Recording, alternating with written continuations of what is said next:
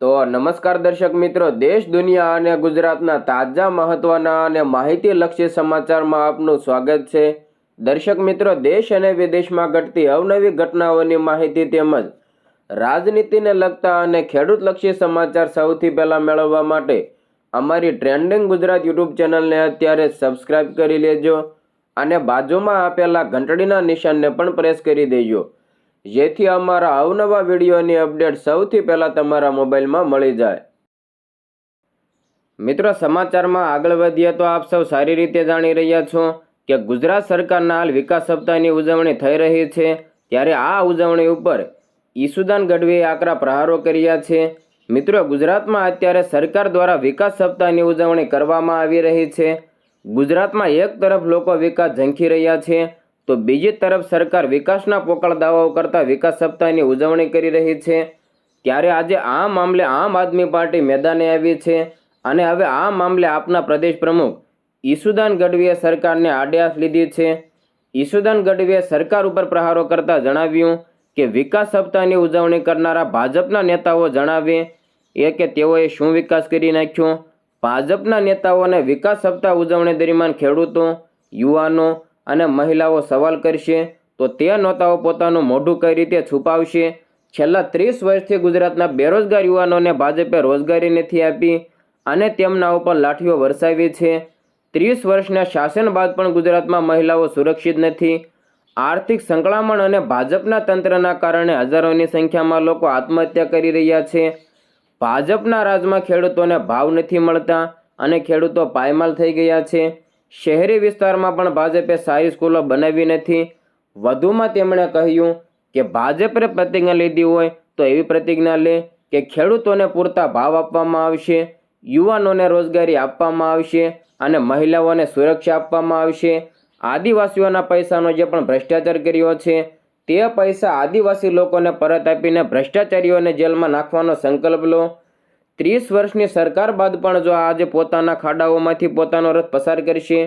30 વર્ષથી ગુજરાતમાં સરકાર છે તેમ છતાં પણ ગુજરાત સાથે છેતરપિંડી કરી અને બીજા રાજ્યોની લહાણી કરી। બિહારની 75 લાખ મહિલાઓને 10,000 રૂપિયા ચૂકવવામાં આવ્યા તો ગુજરાતની મહિલાઓને 10,000 ક્યારે મળશે?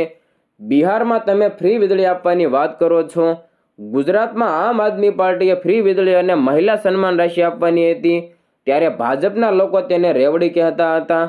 મહારાષ્ટ્ર અને મધ્યપ્રદેશમાં બહેનોને 1500, રાજસ્થાનમાં 450 રૂપિયામાં ગેસ સિલિન્ડર આપવાની જાહેરાત કરો છો તો ગુજરાતમાં આ સુવિધા ક્યારે મળશે? બીજા રાજ્યમાં બેરોજગારોને બેરોજગારી ભથ્થું મળે છે તો ગુજરાતના બેરોજગારો શા માટે લાઠીઓ ખાય છે?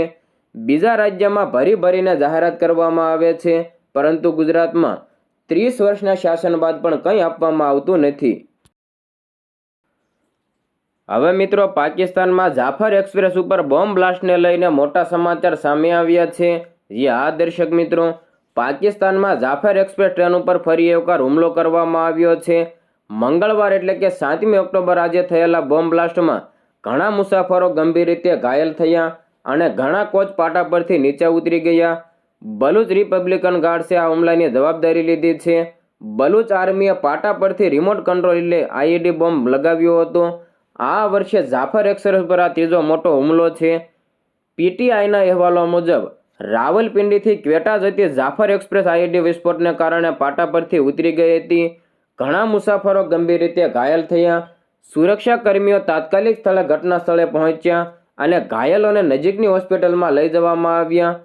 બલુચ રિપબ્લિકન ગાર્ડ્સે જાફર એક્સપ્રેસ પરના હુમલાની જવાબદારી સ્વીકારતા કહ્યું કે આજે બલુચ રિપબ્લિકન ગાર્ડ્સના સ્વતંત્રતા સેનાનીઓએ સુલતાનકોરમાં જાફર એક્સપ્રેસના આઈઈડી વિસ્ફોટથી નિશાન બનાવ્યું।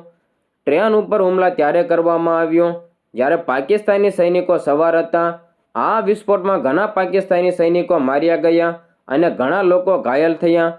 બલુચ લિબરેશન આર્મી આ હુમલાની જવાબદારી લે છે અને ભવિષ્યમાં સ્વતંત્રતા માટે આવા વધુ ઓપરેશન હાથ ધરાશે। હવે મિત્રો, આગળ વાત કરીએ તો કફ સિરપ કાંડને લઈને ગુજરાત સરકાર એક્શન મોડમાં આવી ગઈ છે। મંત્રી ઋષિકેશ પટેલનું મોટું નિવેદન પણ સામે આવ્યું છે। વિગતવાર માહિતી મેળવીએ તો ગુજરાતની કફ સિરપમાં ઝેરી પદાર્થ ડાયથિલિન ગ્લાયકોન એટલે કે ડીઈજી મળવાના ગંભીર મામલા બાદ રાજ્ય સરકાર સંપૂર્ણપણે એલર્ટ મોડ ઉપર આવી ગઈ છે. આ ઘટનાને પગલે સરકારે તાત્કાલિક ધોરણે પગલાં પણ લીધા છે અને ઝેરી સિરપનું ઉત્પાદન કરતી સુરેન્દ્રનગર અને બાવળા સ્થિત 2 કંપનીઓ ઉપર પ્રતિબંધ મૂકી દીધો છે. પ્રતિબંધ મુકાયેલી આ કંપનીઓમાં શેમા ફાર્મા અને રેડનેક્સ ફાર્માસ્યુટિકલનો સમાવેશ કરવામાં આવ્યો છે. સરકારે આ બંને કંપનીઓમાંથી ફક્ત સિરપ જ નહીં પરંતુ તેની અન્ય બાળકોની દવાઓ સહિતનો તમામ જથ્થો પણ તાત્કાલિક ધોરણે જપ્ત કરી લીધો છે અને બજારમાંથી વેચાયેલો જથ્થો પરત મંગાવી લેવામાં આવ્યો છે. સમગ્ર કફ સિરપ કાંડની ગંભીરતાને ધ્યાનમાં રાખીને રાજ્યના આરોગ્ય મંત્રી એવા ઋષિકેશ પટેલે મહત્વનું નિવેદન આપ્યું. તેમણે જણાવ્યું કે શેફ ફાર્મા કંપનીમાં તપાસ શરૂ કરી દેવામાં આવી છે અને સમગ્ર મામલે તપાસ કરવામાં આવી રહી છે. મંત્રીએ ખુલાસો કર્યો કે રાજ્યમાં આવી ઓરલ દવાઓ બનાવતી 624 જેટલી પેઢીઓ છે અને સરકાર તમામ દવાઓની ગુણવત્તા તપાસ કરાવશે. આરોગ્ય મંત્રીએ ઉમેર્યું હતું કે કફ સિરપ સિવાયની બાળકો માટેની અન્ય ઓરલ મેડિસિનની પણ તપાસ કરવામાં આવી રહી છે. ભવિષ્યમાં આવા બનાવો ન બને તે માટે પ્રત્યેક બેચનું સઘન મોનિટરિંગ કરવામાં આવે છે. હવે મિત્રો, શાળા કોલેજના વિદ્યાર્થીઓ અને દિવાળી વેકેશનની અપડેટને લઈને મોટી અપડેટ સામે આવી છે.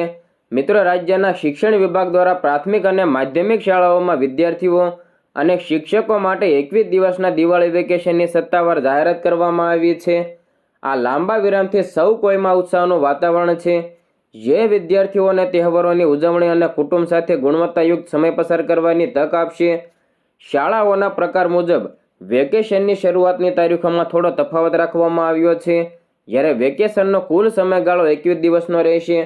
માધ્યમિક શાળાઓની જો વાત કરવામાં આવે એટલે કે 9 થી 12ની, તો વેકેશનનો પ્રારંભ 16મી ઓક્ટોબરથી થશે અને વેકેશનનો અંત 5મી નવેમ્બરે થવાનો છે. કુલ 21 દિવસનું આ વેકેશન પડવાનું છે. તો પ્રાથમિક શાળાના બાળકો એટલે કે ધોરણ 1 થી 8ના બાળકો વિશે વેકેશન 17મી ઓક્ટોબરથી પડવાનું છે અને વેકેશનનો અંત 6 નવેમ્બરે આવશે. આમને પણ વેકેશન 21 દિવસનું રહેશે. દિવાળીનો તહેવાર એ ભારતીય સંસ્કૃતિનો સૌથી મોટો અને મહત્વનો તહેવાર છે. શિક્ષણ વિભાગના આ નિર્ણયથી વિદ્યાર્થીઓ, શિક્ષકો અને વાલીઓ સૌને રાહત છે, જેથી તેઓ તણાવમુક્ત વાતાવરણમાં પ્રકાશના આ પર્વની સંપૂર્ણપણે ઉજવણી કરી શકશે. વેકેશન પૂર્ણ થયા બાદ તમામ શાળાઓ નિયમિત સમયપત્ર મુજબ પુનઃ શરૂ થશે. શૈક્ષણિક વર્ષના પ્રથમ સત્રના અંતે મળતું આ વેકેશન વિદ્યાર્થીઓને માનસિક અને શારીરિક રીતે તાજગી આપશે, જે તેમને બીજા સત્ર માટે નવા જોમ અને ઉત્સાહ સાથે અભ્યાસમાં ધ્યાન કેન્દ્રિત કરવામાં મદદરૂપ થશે. હવે મિત્રો, રાજનીતિને લગતા સમાચાર ઉપર એક નજર કરીએ તો ગુજરાત કોંગ્રેસના રાજકારણમાં મોટું ગાબડું પડી શકે છે. આ દર્શક મિત્રો, ગુજરાત કોંગ્રેસના રાજકારણને લઈને એક મોટી અપડેટ સામે આવી છે. પક્ષના અગ્રણી નેતા અને પૂર્વ પ્રદેશ પ્રમુખ એવા જગદીશ ઠાકોરે ભવિષ્યમાં કોઈ પણ પ્રકારની ચૂંટણી ન લડવાનો અને ચૂંટણીલક્ષી રાજનીતિથી દૂર રહેવાનો નિર્ણય લીધો છે. તેમણે સ્પષ્ટ સંકેતો આપ્યા છે કે હવે તેઓ સક્રિય ચૂંટણી રાજકારણથી અળગા રહેશે. જગદીશ ઠાકોરે પોતાની જવાબદારીઓમાંથી મુક્ત થવાની ઈચ્છા પણ વ્યક્ત કરી. તેમણે જણાવ્યું કે તેઓ કોંગ્રેસ વર્કિંગ કમિટી એટલે કે CWCની જવાબદારીમાંથી પણ મુક્ત થવા માંગે છે. તેમના આ નિર્ણય પાછળનું મુખ્ય કારણ નવી પેઢી અને યુવાનોને રાજનીતિમાં આગળ આપવાની તક આપવાનું છે, જે અંગે તેમણે ઈચ્છા વ્યક્ત કરી છે. જન આક્રોશ જનસભામાં જગદીશ ઠાકોરે અમિત ચાવડા સહિતના નેતાઓની હાજરીમાં ખુદને જવાબદારીથી મુક્ત કરવાની અપીલ કરી હતી. તેમણે ભાષણ આપતા કહ્યું હતું કે મેં નક્કી કર્યું છે કે હવે હું કોઈ પણ ચૂંટણી નહીં લડું. મારી જગ્યાએ CWCમાં પણ કોઈ સારા લોકોને મૂકો. મારા પિતાએ ક્યારેય કલ્પના નહોતી કરી કે હું પંચાયતનો સભ્ય બનીશ. આ પ્રજા અને રાહુલ ગાંધીના પરિવારે મને ધારાસભ્ય, સાંસદ અને CWCનો સભ્ય બનાવ્યો. હું જીવું છું ત્યાં સુધી ઋણ ઉતારવામાં ક્યાંય પાછી પાની નહીં કરું. જગદીશ ઠાકોરે વધુમાં ઉમેર્યું કે હું 3 વખત લોકસભા લડ્યો, 2 વખત ધારાસભા લડ્યો. આટલા બધા હોદ્દા મળ્યા પછી ક્યાંક તો મારે ખમૈયા કરવાનો કે નહીં. હું જીતી તો શકું પણ કોઈને જીતાડી પણ શકું તે દાખલો મારે બેસાડવાનો છે.